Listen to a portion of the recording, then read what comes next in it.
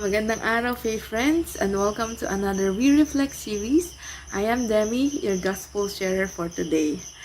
Ang pagbasa mula sa Mateo Kapitulo 20, Kabanata 1 hanggang 16 ay nagpapakita ng isang kakaibang pananaw ng Diyos sa katarungan at biyaya na malayo sa karaniwang pangunawa ng tao.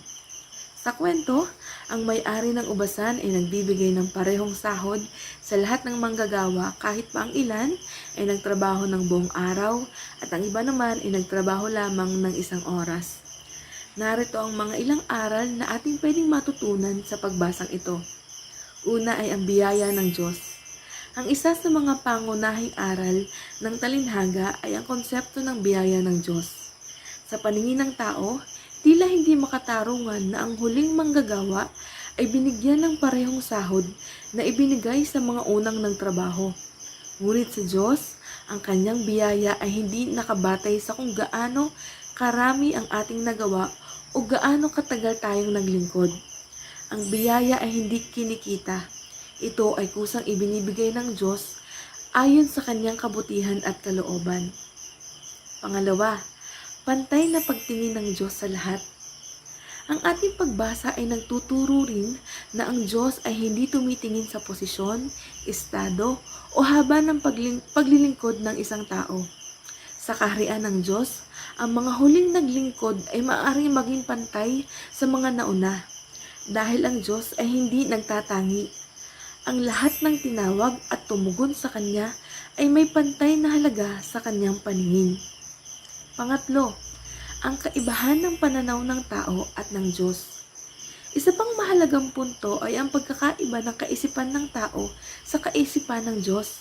Karaniwan, iniisip ng tao na mas mahaba o mas masipag na paggawa ay dapat tumbasan ng mas mataas na gantimpala. Ngunit ipinakita ng talinhaga na ang mga pamantayan ng Diyos ay iba.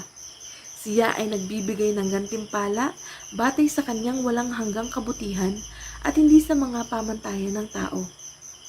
Pang-apat ay ang pagtanggap sa tawag ng Diyos. Hinihikayat ng talinhaga na ang mga tao ay tanggapin ang tawag ng Diyos anuman ang oras o sitwasyon sa kanilang buhay. Ang bawat isa ay binibigyan ng pagkakataon at ang Diyos ay nagbibigay ng parehong pagpapala sa lahat ng tumugon. Hindi mahalaga kung gaano nakatagal ang isang tao sa paglilingkod. Ang mahalaga ay ang pagtanggap at pagtugon sa tawag ng Diyos. Sa kabuuan, ang talinhaga ay isang paalala na ang kaharian ng Diyos ay hindi sumusunod sa panuntunan ng mundo.